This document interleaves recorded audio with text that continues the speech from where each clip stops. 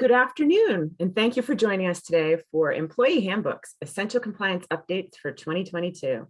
I'm Amy Lehman, Head of Marketing here at MP.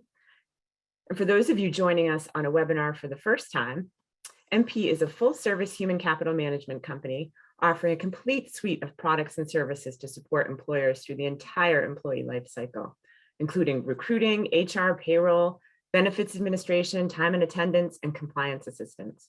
We support our clients with cutting-edge technical solutions, as well as proactive, reliable service and deep HR and payroll expertise.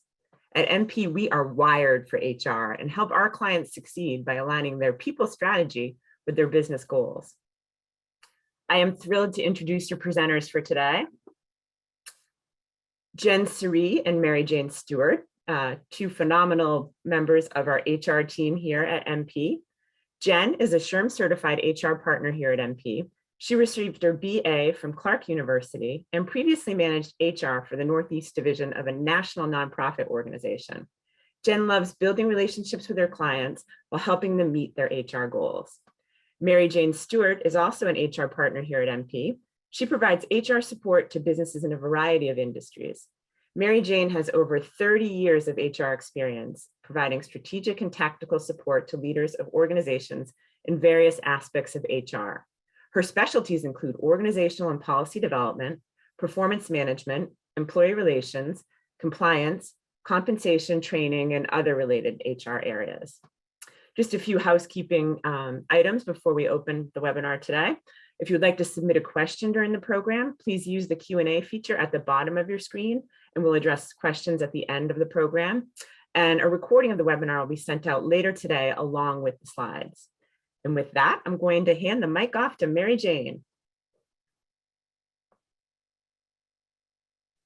Thank you so much, Amy, and welcome everyone. Jen and I are happy you're with us today, and we wanted to let you know that this is this training is intended for educational and informational purposes. We are not attorneys, so we ask that you don't construe this as legal advice, but we do hope that you will learn from this training. So we're going to be talking today, obviously, about handbooks, and we're going to be talking about the importance of a handbook for a business and also for the employee, and what policies to have in the handbook, and updates that will be occurring or have occurred or will be occurring in 2022. Also COVID considerations for handbooks and or addendums, and also mistakes to avoid.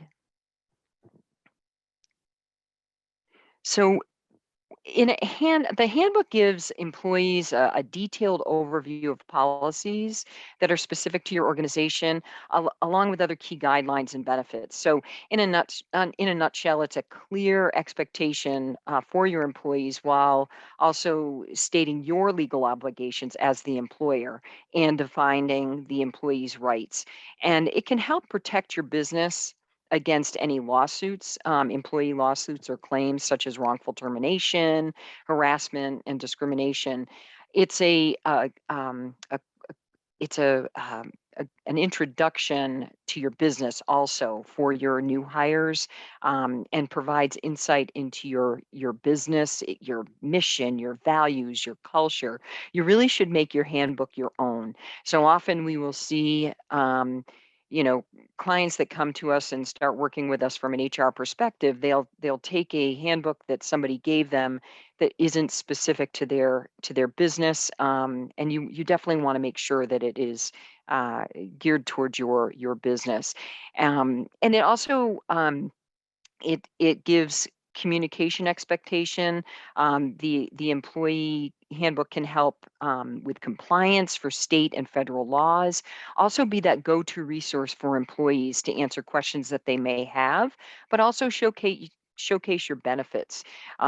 It's definitely a tool for managers as well, so that they are treating and working through any workplace issues or policies with consistency. So consistency and fairness in applying workplace rules is key. And you also, having a handbook is very important for for you as an employer to be able to defend maybe an employment situation. If if a handbook was given out with policies, you reviewed it, the employee signed off on it, it's a good defense if someone says, oh, I didn't know I was supposed to come to work. Well, there is an attendance, a need to come to work. So I mean, you want to have those things in place in the handbook. And also it helps you to look very buttoned up. Also, if you're in a court of law and someone, you're there because of a wrongful termination suit, and the judge or an attorney says, well, what's in your handbook? And it's like, well, we told them about this or that. Well, you didn't give it to them in writing. It's really, it makes you look more professional. And as we all know too, in this day and age where it's so hard to find employees and keep employees, looking like you're buttoned up, as an employer, and you have that document is it's a good thing for you as the employer as well. And when you're looking at, as I mentioned before, you want your handbook to be a reflection of you as your organization. So one size does not fit all. So the company size, the laws that you're going to have to follow is based on the numbers of that you have of employees as well, the locations that you are in. If you have people working and living in a state that is not where your company's offices are, and we're finding that is happening quite a bit now because there's a lot of people that are working remote. You need to follow the employment laws where that employee is working, and this could mean setting up in those states for payroll taxes, workers' comp, unemployment, all of those types of things. Also looking at your industry, because certain industries, whether maybe you're a government contractor or if you have a union, there's going to be different considerations. But your industry may have specific laws that you need to follow that another doesn't. For instance, transportation, you may have, Department of Transportation laws that you have to follow that, an office setting they may not have that. And then also, what does your workforce look like? Diversity, is key to all organizations. You may have a diversity, equity, and inclusion policy. Employment categories, do you have full-time, part-time, seasonal, interns? What categories do you have? If a person is working from home or a hybrid situation, it's a good idea to have a policy on that so that the employee knows what the employer is covering, maybe as expenses for that home office. And what about your population generally? Do they primarily speak English? Do they primarily speak Spanish? Think about that as well, because if you have a population that does not speak English, then and a vast majority of them, it would be a good idea to have that handbook in the language of the folks that work for you.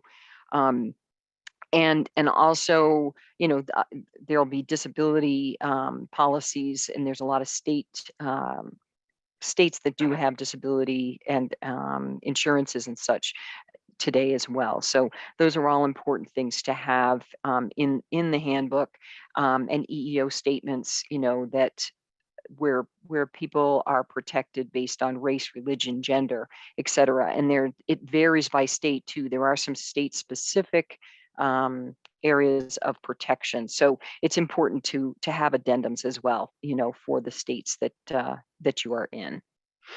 So we'll talk a little bit about some do's and don'ts. So here's some tips on that. It's important to put things in writing.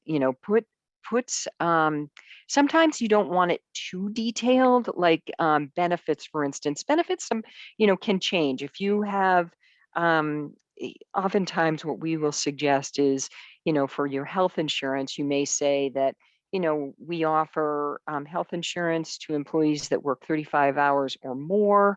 And for more detail on that, look, will provide you with a summary plan description, because benefits can change. So, that's okay to do. Apply consistently the policies in the handbook, and this is very important. If a manager is allowing employees to use sick time as vacation time, and they do that for some but not for others, that's a problem. You don't follow, if you're not following what's in the handbook, now your practice has become your policy, and then it becomes harder to enforce other policies in the handbook. And employees themselves or a lawyer will say, well, how did I know that I was supposed to follow that policy when the other policies were not being followed in the handbook? So it's very important to be consistent, and communicating. Make sure that you're communicating the handbook and any changes to your employees. And those of you that are clients of ours, the handbook can be placed in iSolved and have employees acknowledge it there, and then they can access it, so they can go back and refer to it. And make it easy to read. Again, things are written in such a way to protect you, but also to convey to employees. So I wouldn't suggest those that are very specific about, laws to be changed. You want to keep that in there, but you also, the handbook is not an operations manual. It's not telling them how to do things in their job. That would be separate, but this, you want to be sure that you have everything in your handbook that relates to, the employees, as I say, to law, and also, conduct and those types of things. Okay. And it's very important to have an at-will language within the handbook. Employment is not guaranteed, so you don't want to convey anything that it's like successfully passing your probationary period, or a long rewarding career with the company. And another word that I would suggest that you be cautious of is saying, after 90 days, you'll become a permanent employee. Employment isn't permanent. They may become a regular employee, which means that they are now eligible for certain benefits, or, that type of thing. But saying permanent, again, it's not contractual. It's their employment at will. And the handbook is not a contract. So you retain the right to revise the employment relationship, and they can leave. That's the employment at will. They can leave if they choose to. And it is a guide that is going to be revised from time to time. So, and in all handbooks that I've ever worked with, it will say that, this may not answer all your questions. Please talk to your manager or HR, that type of thing. So, and if you are making changes, you'll want to communicate what those changes are to folks so that they're aware of it. So, those are the types of things too that you would want to have and not want to have in the handbook. Okay. So the types of things that you want to include in your handbook, it's important to tell your story, talk about your culture, your mission, what the company is doing and what their purpose is, what their goals are, why they do what they do. That's the impression that the employee gets of your company when they start with you. And you want to have a good first impression. So it's almost that like an advertising, or I should say marketing tool for internally to your employees. So it's a good first step with the employees. An employee relations policy, or like an open door policy, is a good thing to have as well. So, letting the employees know that they should feel comfortable to speak with their managers and leaders, and hopefully they do. That's obviously the best environment, where people feel comfortable coming to their managers if there is an issue.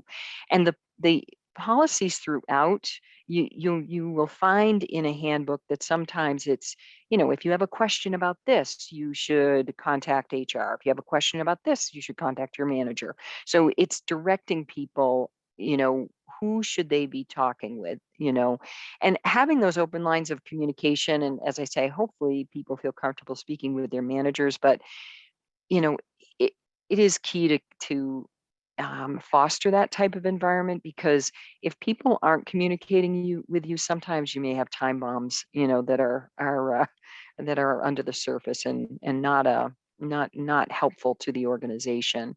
And using gender neutral language, it's very important to be mindful of gender neutral language throughout the handbook. Other things to consider, the EEO and harassment policies. Again, each state may have additional protected items that are in addition to what is covered federally. So it is important to have that information in your state-specific addendums, and the anti-discrimination and anti-harassment language. Again, there could be specific state language needed. So be sure to be mindful of that. And a drug-free workplace, it's important to include, if you're, anything about drug testing or substance abuse, or as I say, drug testing, if you're going to be doing that. In those types of policies, it would have, and check your handbooks to be sure that's in there, but including language that regarding the use of medical marijuana or even prescription medicine, that an employee cannot be impaired at work. So, I know that many states now have medical marijuana or recreational marijuana, but when medical marijuana first became, a thing, I know I had people saying, but they are flashing their medical marijuana card, and it's like, well, you as an employer do not have to allow somebody to be under the influence of anything while working. And compensation information, so including information about state, what the laws are about overtime, how often employees are going to be paid, because in different states there are laws about that as well. And also, the deductions that you will be taking from their pay. It's always good to have a section on that, because again, there's federal taxes in some states, there's state taxes, disability insurance. You want to put that in the handbook as well. And also policies on safety. You want to be sure that people know to report any safety issues or concerns, or if they got hurt, you want to be sure you are telling them that they need to let you know that. You may be in an industry that is very regulated from a safety perspective, and you may have a separate safety manual, which you need for your industry, or in certain states there are safety policies that are needed. So again, just be mindful of where you are in and those types of laws. Additionally, attendance requirements, be specific with people about what they should do. Who should they call? How should they communicate? Those types of things. And there's also, language in a handbook we'll talk about, no call, no show statement. If the employee does not report to work for 3 days, they'll be considered a voluntary quit. I've had some clients reduce that to 2 days. With technologies, it's easier for people to get in touch, and remember, it is a voluntary resignation. If somebody is not showing up to work, they are abandoning their job. It is not a termination. You're not firing them. They are quitting. So you still have to follow whatever your state laws are in regards to giving them an unemployment brochure, if that's the case, and which it is in some states, but it is a voluntary quit. Standards of conduct, very important to have. In those standards of conduct, it may be saying, we will, well, usually there's a statement that says you need to follow the policies within the handbook. but there's no stealing. You have to report time appropriately, follow safety, follow the all the policies within the handbook, and that discipline will be disseminated based on the situation. So typically we don't see progressive discipline in a handbook like I used to see years ago, where you're going to get a verbal warning, and then you're going to get 2 written warnings, and then you're going to be suspended, and then you're going to be terminated. It's best to leave it that you will, the discipline will, it'll match the crime, so to speak. You're not going to be, if somebody punches their supervisor, they're going to more than likely be fired. You're not going to give them a verbal warning for that. So you want to have that flexibility for that discipline. The electronic technology, computer usage, you want to have information in the handbook regarding that.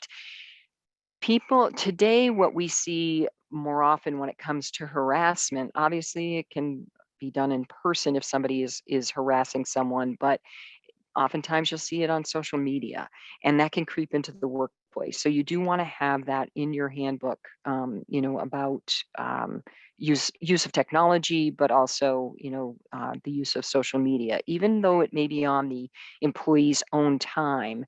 If it's affecting a coworker and someone within their coworker within the business, you will likely be taking action against that if it's creeping into the business.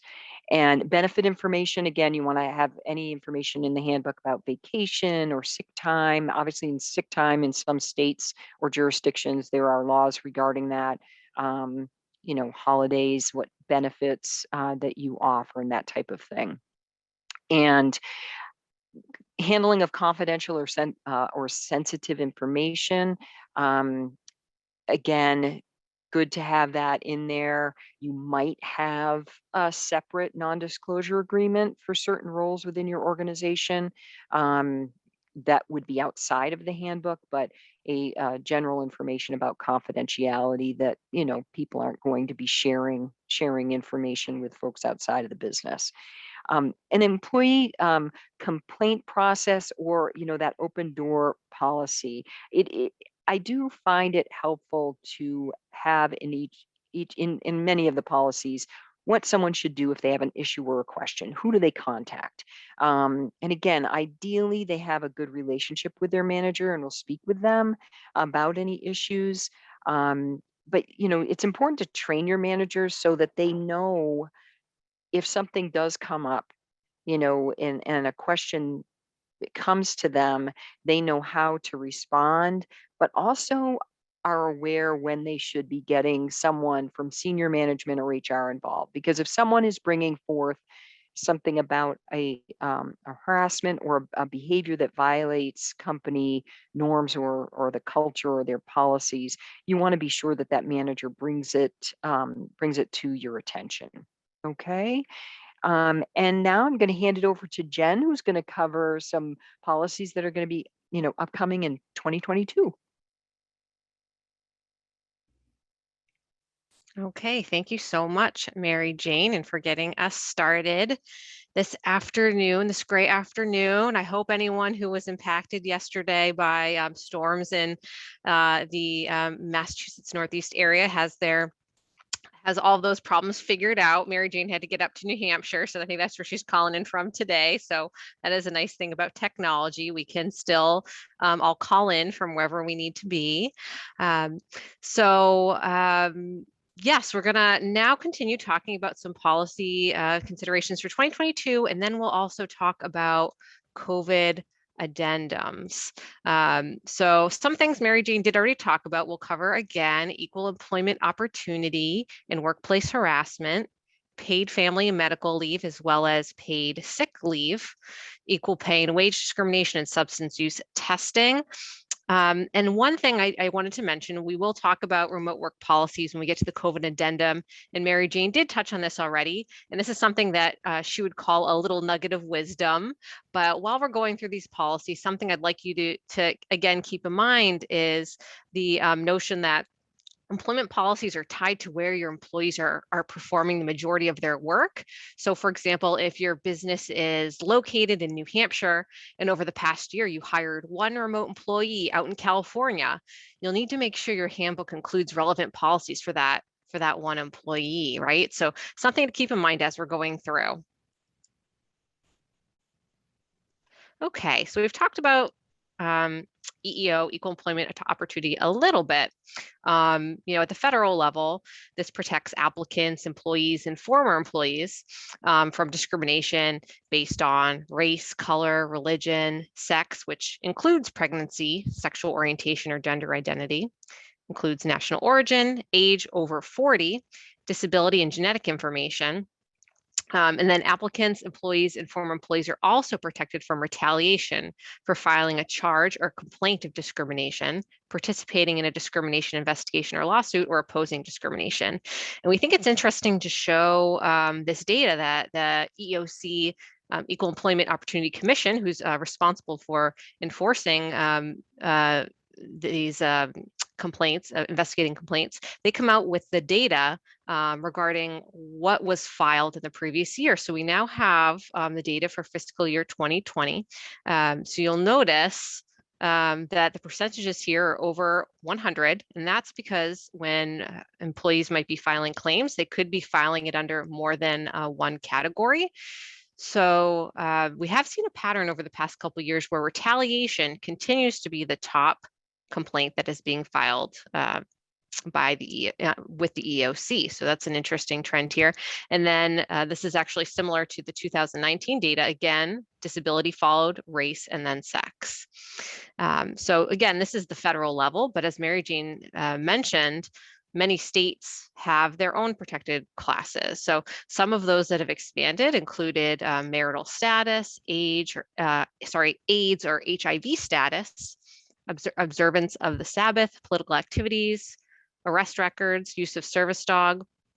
There have also been some expansion on race to also include protecting hairstyles. They're associated with certain races, so to protecting those so that employees can't be discriminated against for wearing certain hairstyles.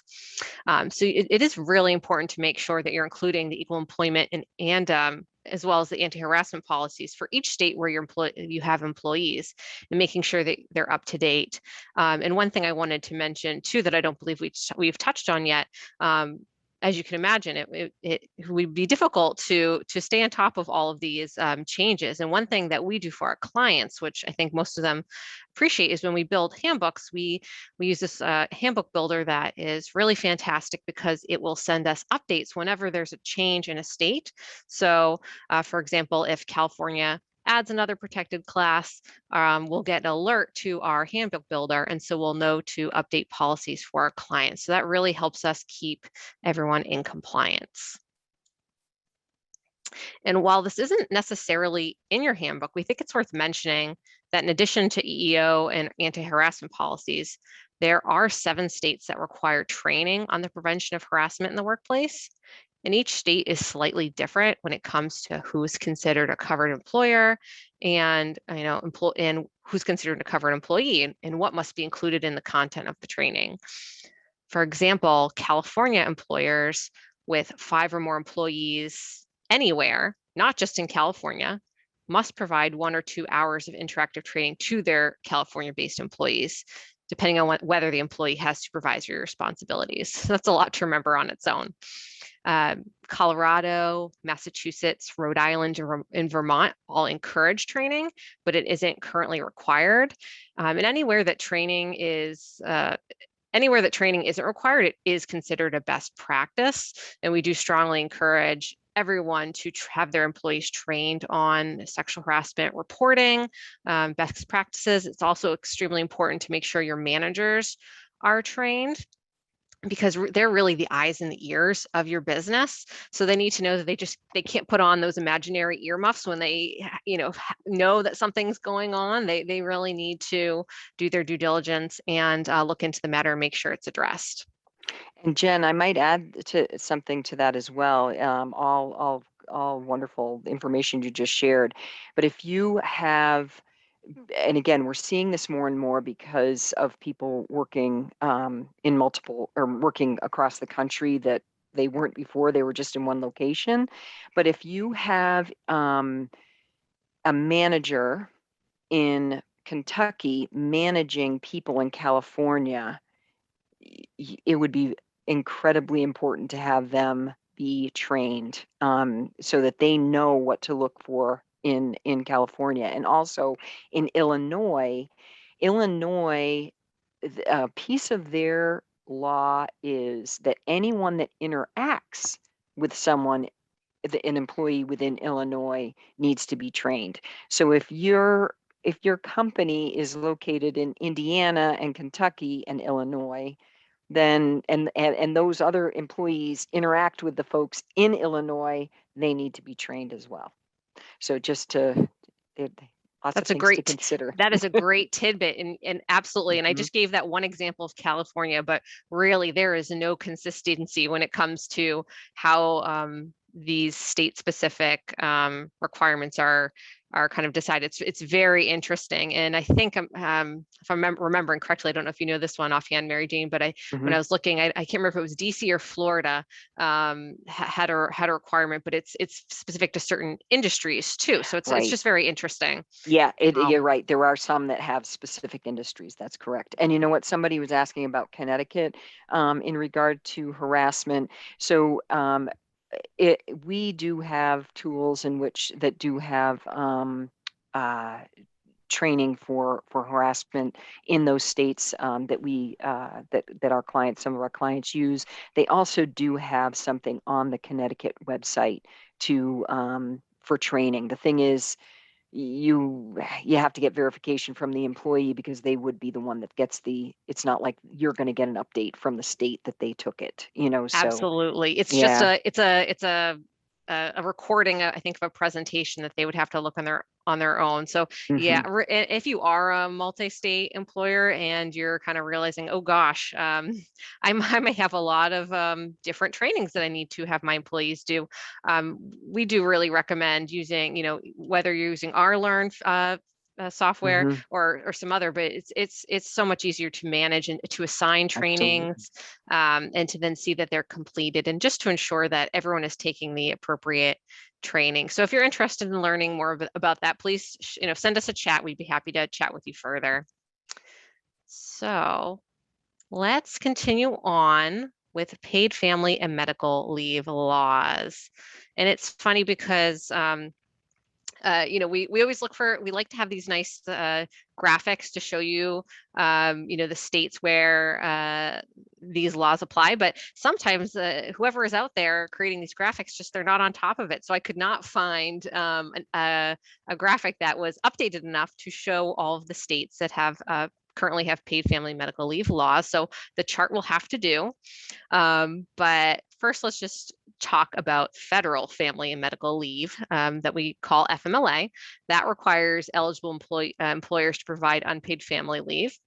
And unlike nearly all other industrialized nations, the U.S. doesn't have any national standards on paid family or sick leave. So that's why we're seeing so many states come out with their own paid family leave policies. And they provide parents and caregivers time off to address a serious health condition, which could include pregnancy, care for a family member with a serious health condition, addressing family circumstances arising from a military service member's deployment, or care for a newborn, newly adopted child, or a newly placed foster child. So currently, there are 10 states that you can see on this chart and Washington, D.C. that have passed paid family and medical leave laws. And employees in Connecticut will be able to take advantage of the state's expanded paid family and medical leave beginning on January 1st, 2022. And Colorado, New Hampshire, and Oregon all have adopted paid leave programs that will begin in 2023. So there's some new things on the horizon. So in addition to making sure you know if the states or states you operate in have the state mandated paid family or medical leave laws, you also want to determine how they interact with federal leave laws, as well as your own company leave benefits. Depending on the employee's eligibility, these leaves may run concurrently, and you want to make sure the employee is aware so they don't think that they can take FMLA after their state leave has expired. And next, we'll talk about paid sick leave laws. These allow for workers to take time to attend to doctor's appointments, pick up sick children from school, deal with issues related to sexual or domestic violence, accommodate public health emergencies in businesses or school closures, all with job protected time that they accrue. And New Mexico is the latest state to enact paid sick leave that's unrelated to the pandemic. And the law will go into effect on July 1st, 2022. And in addition to the states we see here on the map, there are other states that have city or county paid sick leave laws, including Illinois, Minnesota, New Mexico, Pennsylvania, and Texas. We want to make sure that your handbook accurately reflects the paid sick leave laws that apply to your workforce.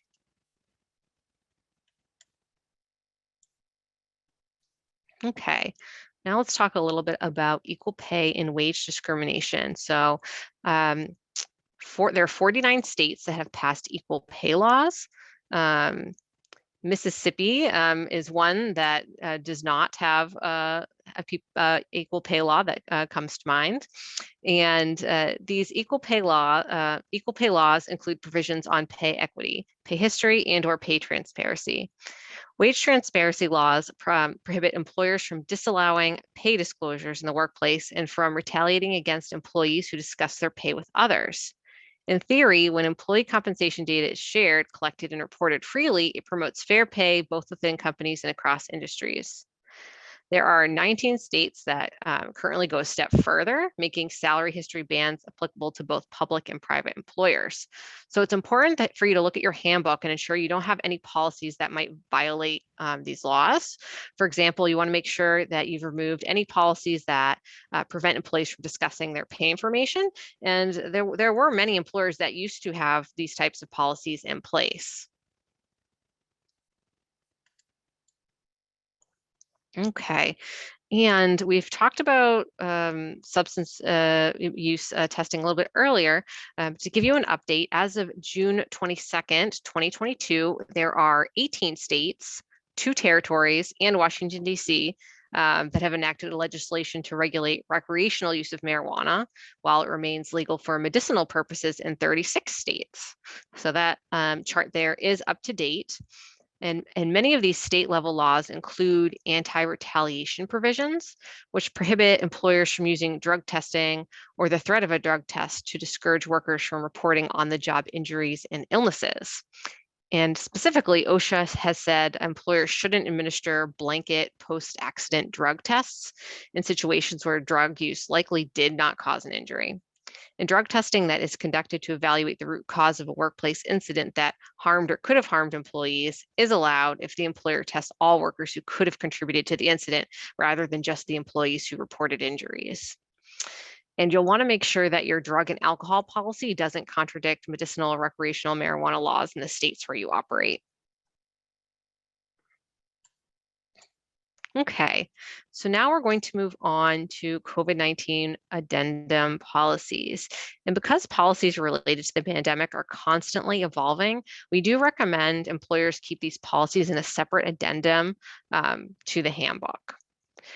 First, let's talk about leave policies. Most of us are hopefully familiar with the acronyms FFCRA and ARPA. The federal COVID paid sick and family leave law that sunsetted on September 30th.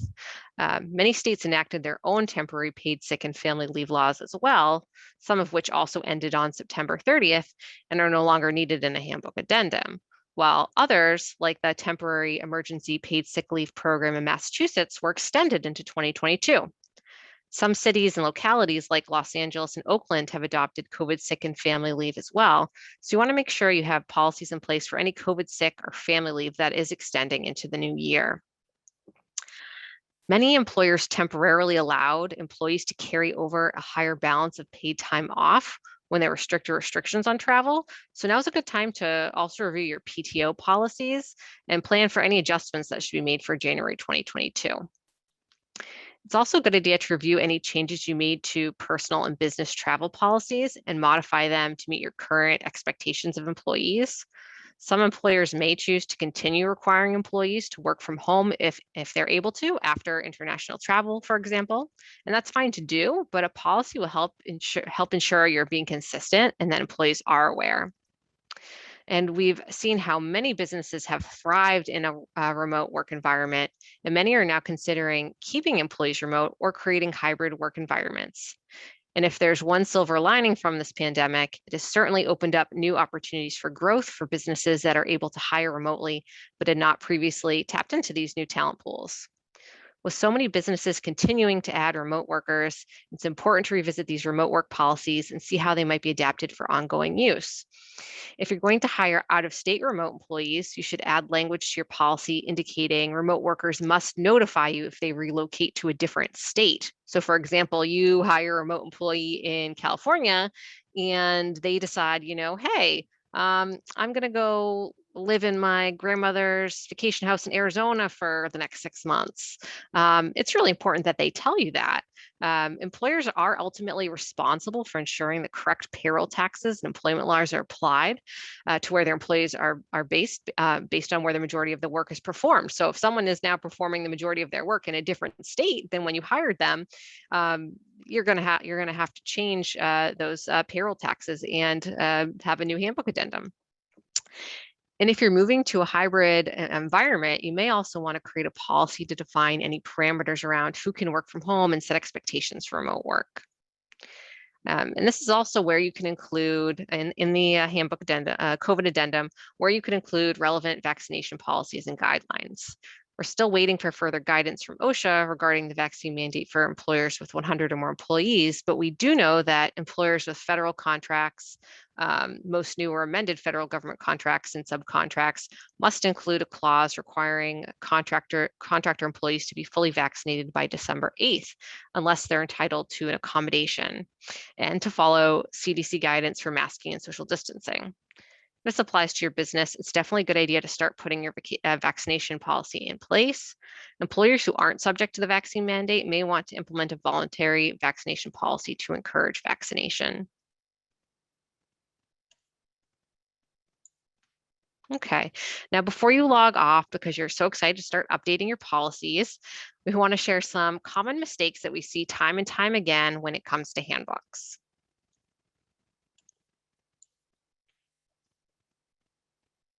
Okay, so first up is policies not matching practice. And this is so important and something I tell every client when we're starting to work on a handbook together.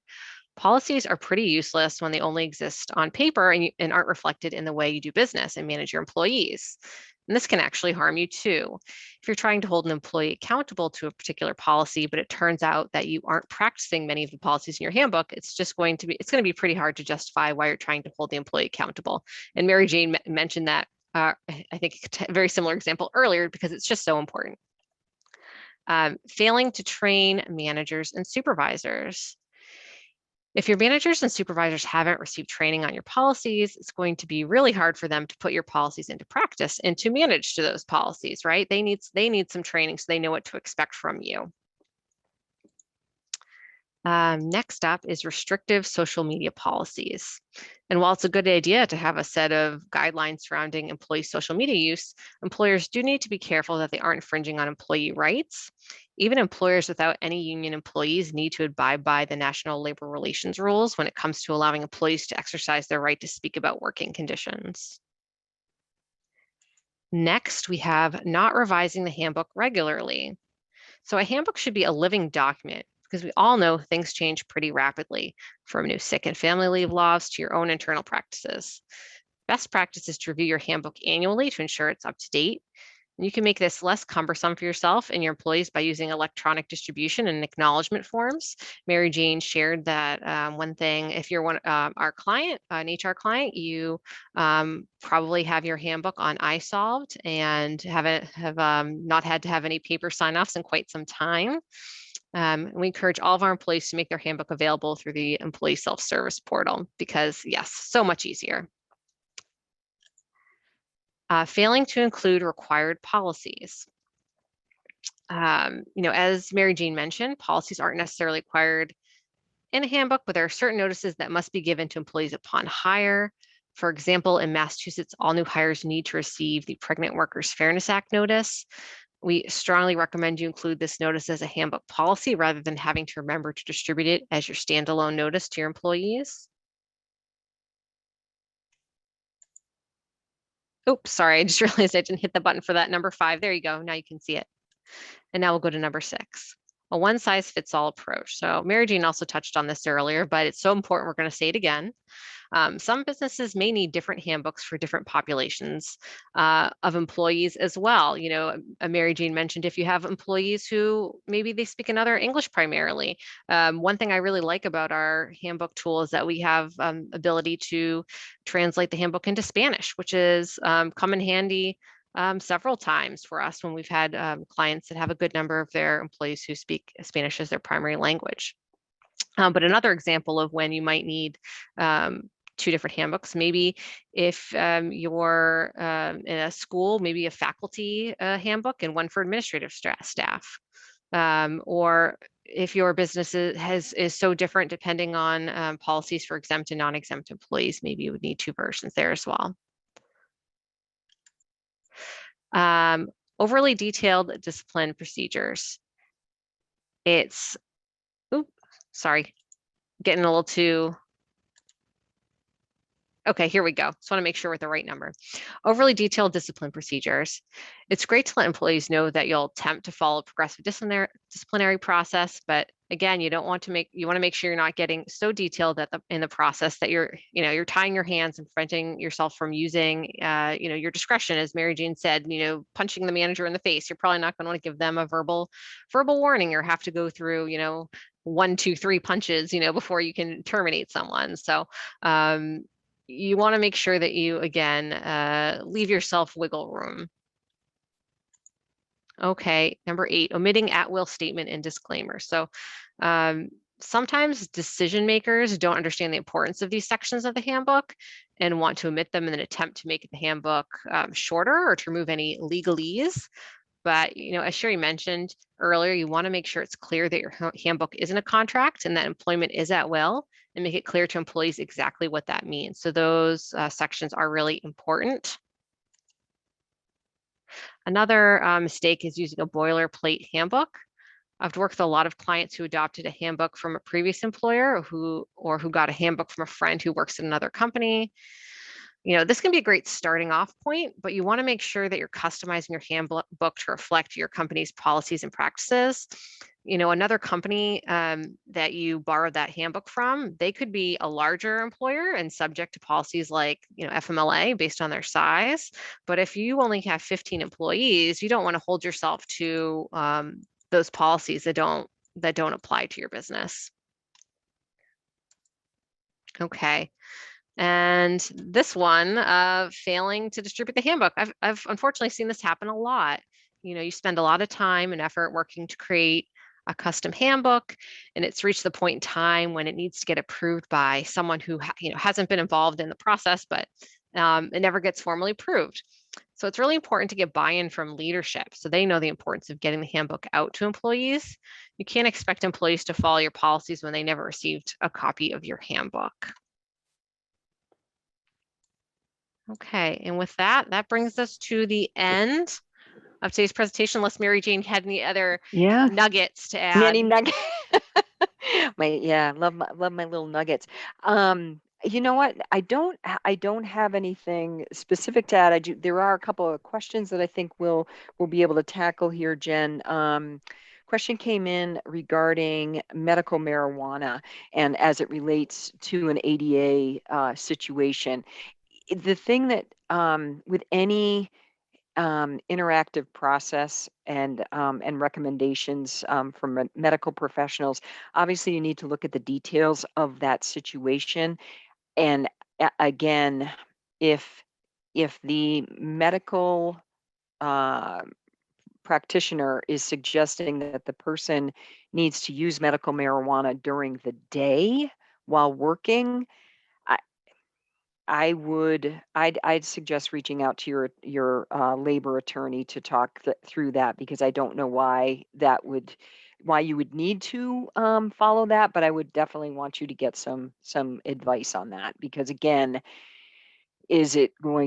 are they going to be a safety issue to themselves and others? And again, I think it depends on what's going on, but it has everything I've read, and Jen, please pipe in if you have any comments, but people or companies do not have to, someone shouldn't be under the influence, of any type of drug or alcohol, while working. Do you have anything to add to that, Yeah. Jen? Yep, absolutely. So, but I love first of all, for anonymous attendee, the fact that you know about the interactive process, that's music to my ears, because that's always that's the really important protected part of any type of ADA accommodation situation. You want to have the conversation with the employee. And one thing that is important to note is that you aren't required to grant a particular accommodation request. But what you need to do is you need to engage, you need to have that interactive conversation with the employee and go back and forth and discuss the options. Maybe there are some other things that maybe there's something else that might help that employee do what they need to do. And we don't really know the details of this situation, so we would need to have a little bit more of a conversation to know what's going on here, but you aren't required to grant the exact accommodation that is requested, but you do need to engage in that conversation with the employee and try to come to to find some accommodation that's going to work for both the employee and the employer, so that the employee is able to perform their work. Correct. Yeah. Very good, Jen. Definitely. And in regard to the, the number of days for a no call, no show, there's not a law that states how many days you have to have, but I think being reasonable, and I think 2 or 3 days is probably reasonable. And I did have someone ask me once, well, what if we find out that the person was in the hospital, and I said, then you'd reinstate them. There was not, you're not doing it out of malice. If somebody stops showing up for work and you've tried to reach out to them, I wouldn't just say, oh, you know what, let's get rid of them because we haven't heard from them. Reach out, try and find, call them, text them, email them, because maybe something is going on. Jen, anything you'd add to that? No, I think that was perfect. Yep. Yeah. I think that sounds great. Yeah. The next one is asking about for employees, if you have employees in CT, how do you get your employees trained in harassment if it's required? Well, that's a great question, Carrie. You could work with MP, right? If you're an HR services client, that's something that we could help you with. If you're interested in a Learn platform, I think that's a great resource. It's web-based, so you would just need to assign the training to employees and they would be able to take it, and it would be recorded. You'd have a record that they took that training. Otherwise, you would have to have someone who has some, an HR background, is able to present that information, present it to your employees, and be able to ensure that the training is meeting all the requirements of the state. So one nice thing about using the Learn platform is that it does meet all those requirements. You don't really have to worry about creating a training on your own. MaryJane did mention, though, also if you go to many state websites, they'll have a training that you can use. Again, it's really just, it's kind of like going on YouTube and watching a video, and there's no way to kind of record that your employee took the training or kind of track that they've completed it. So you have a couple different options. I think it just kind of depends on what your needs are. It probably depends how many employees you have. If you could manage, if you have 5 employees, maybe using the state website is fine. But if you're a growing company, you might want to look into an LMS. Right. Absolutely. And also in regard to paid sick leave laws, it really, you need to look at your state or jurisdiction about sick leave laws. Like some sick leave laws, you have to look at, how many employees you have throughout the country, even though the sick law may be in one state. So there's different things to look at in regard to that. And some it's by size. Like in Massachusetts, you could be, is it 10 and under, I believe, Jen, where if you have 10 and under, you have to offer sick leave, but it doesn't have to be paid. But 11 and over, you have to have Yeah, paid in sick leave in that. Massachusetts, yeah. Yeah, so it depends on the state and or jurisdiction, because there are certain cities that do have their own sick laws. California has a few cities that have their own sick laws, so you have to definitely take a look at that. Gotcha. Yeah. Yeah, and the leaves, if someone is asking about FMLA, and in Massachusetts we have paid family medical leave, the what we suggest with leaves, if you have multiple leaves in states, in most states you can run them concurrently. So meaning that you would provide them with FMLA paperwork as well as they would apply with the state for paid family medical leave. But yes, they would run concurrently, unless in a state there's something that states they shouldn't or can't. But in most, they can run concurrently. Would you agree with that, Jen? Yes, Yeah. absolutely. Yeah. Yep. And of So, course, you want to be aware of, the eligibility rules for FMLA. You may be an FMLA kind of covered employer, but maybe your employee has not, worked enough hours or been employed with you long enough to be eligible, but you still want to make sure you're giving them that, determination notice, letting them know that they don't qualify for FMLA if that's the case. So it is important to do the paperwork, regardless if you're covered by FMLA, you want to still give them the designation, regardless of if they'll be right. covered. Right, exactly. And we have a few more here that I'm going to try and answer quickly. If for a handbook update, yes, you definitely want all employees to get an update to a handbook when it has been updated, and post the most current version. And hopefully, if you are a client of ours, you can have them acknowledge it electronically. You definitely want to get in acknowledgement that they have received it, and they're acknowledging that they read it, they understand, and that type of thing. So that is something. And giving a handbook to a prospective employee. I don't know, Jen. What do you? I don't saw that know. question. I don't know. I don't know that I would. I don't think I would. I mean, it doesn't apply to them yet. No, and I mean, I would find out what's important to if I were offering a job to a person, I'd want to know what is important to them and convey to them, well, I'm interested in knowing what kind of benefits you are. But if they're not at the stage of you're making an offer to them, you're probably not conveying that information anyway, So yeah, Right. I would hold off on that. So, Right. let's see here. Policies.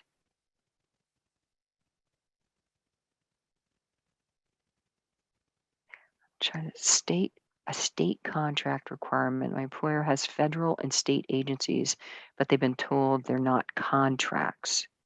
I don't know if I understand the question. Yeah, we might need to follow up. I think there are a couple more questions here that, we would need a little more context, so we can certainly try to follow up, with you offline on Absolutely. these. And we have 1 minute left, so I think we should turn it back to Amy. Yes. Yes. So, but thank you everyone for joining us today. Great questions. Thank you, MaryJane and Jen. And thank you all for attending this webinar. Please join us next week. We'll be back same day, but back at our regular 1 o'clock time slot. You'll hear from MP's expert recruiting team with best practices and innovative strategies for remote recruiting. Visit our website to register. You can see our full calendar of events and resources there. We did just release a new ebook detailing the many different HR compliance considerations for your remote workforce. You'll find this on our resources tab in the ebook section. So thank you for joining us and have a terrific rest of your day.